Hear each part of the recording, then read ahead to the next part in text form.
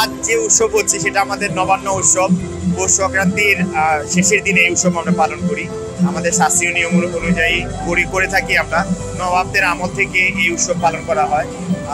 এই পৌষ মাসের এই উৎসবে আমাদের যারা হিন্দু শাস্ত্রীয় ধর্মাবলী থাকে তারা পিঠা পায়েস করে এবং বিকালবেলা হলে সবাই ঘুড়ি উড়াতে চলে আসে।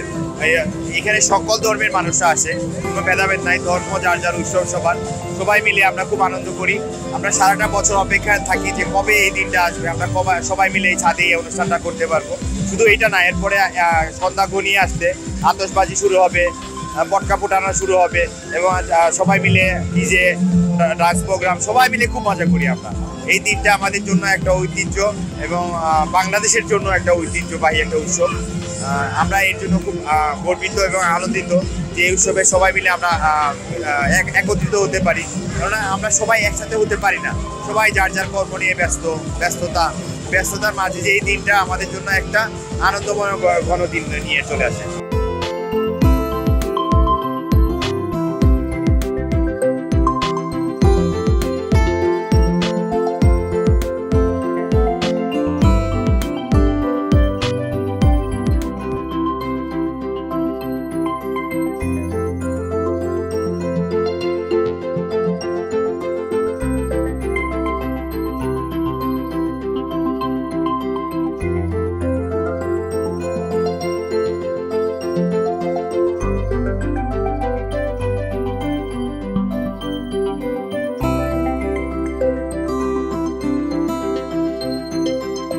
এটা আমাদের নবান্ন উৎসবের মতন প্রতি বছর পালিত হচ্ছে এবং এটা যুগ ধরে চলে আসতেছে আমাদের এখানে।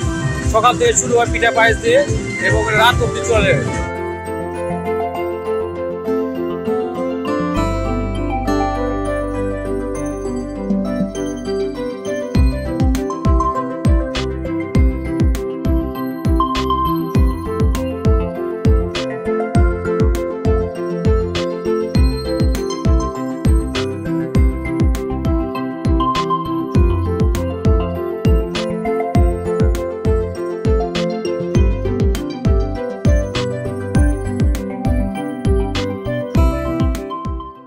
সংবাদ, ফিচার ও অনুষ্ঠানের জন্য ভিজিট করুন সংবাদ প্রকাশের ওয়েবসাইট এবং যুক্ত থাকুন ফেসবুক পেজ ও ইউটিউব চ্যানেলের সঙ্গে।